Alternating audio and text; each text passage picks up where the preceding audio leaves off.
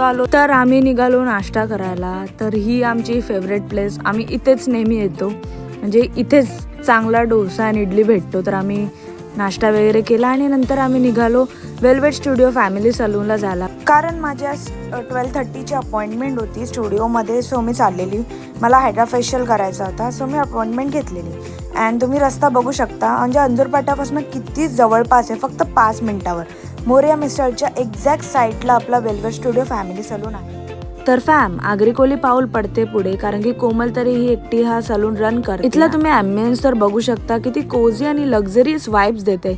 इथे तुम्ही खूप साऱ्या टाईप्सच्या हेअर ट्रीटमेंट्स किंवा फेशियल्स, मेडिक्युअर, पेडिक्युअर आणि नेल आर्ट पण करून घेऊ शकता. म्हणजे काय, खूप साऱ्या फॅसिलिटीज तुम्हाला एकाच ठिकाणी करून भेटणार आहेत.